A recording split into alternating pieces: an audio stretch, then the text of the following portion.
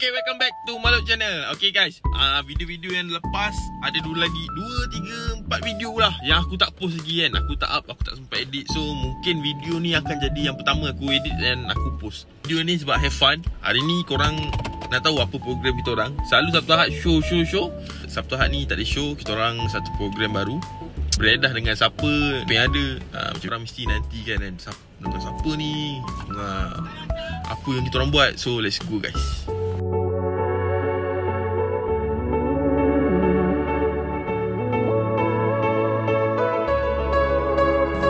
So kita dah sampai bau.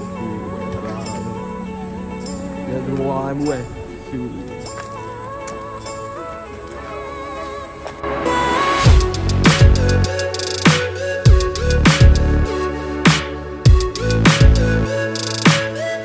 Betul ke Maluk Channel tengok.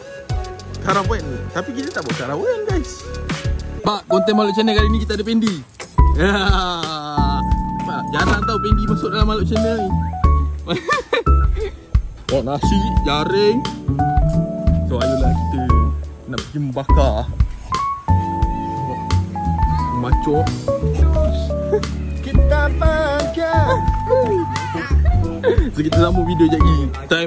Time Fendi membakar lagi kan.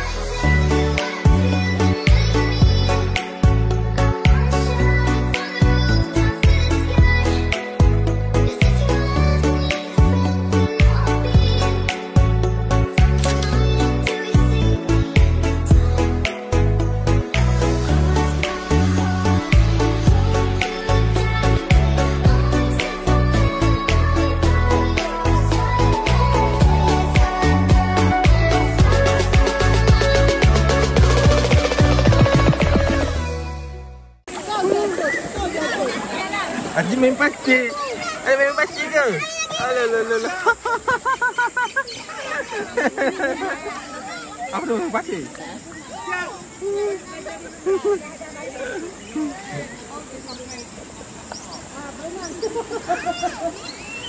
Cok, Maluk Channel ni, Cok.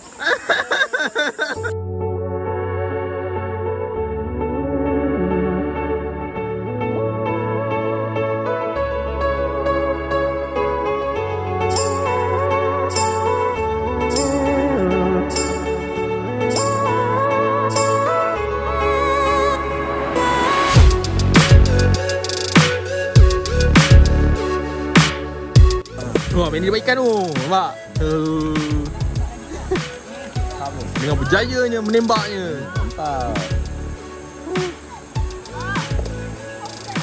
So kita lepas mandi sungai kalang kabut tadi sebab hujan lah apalah. So kita orang dah siap-siap pakai baju apa semua. Combi. Aduh combi. Oh combi. Nampak? So combi masuk dalam Maluk Channel kan? So korang main-main, kita mandi sungai tadi. Cok. Muka combi dah barai dah, korang nampak tak? Tapi tadi dia curi durian pakcik ni tau. Orang durian tu dia jatuh tapi dia petik. Sampai luka-luka tangan tu. Luka tangan tak ada. Hujan lah guys. So sampai di sini je lah konten kali ni. Apapun jangan lupa subscribe untuk Maluk Channel. Kalau korang nak vlog dengan combi lagi, combi Mizan, siapa-siapa lagi korang komen dekat bawah nak combi dengan Mizan. Nak combi dengan Mizan. Okay guys, bye-bye. Pelan-pelan sambil dinikmati. Tenang saja, ini hobi bukan lomba lari. Sikat.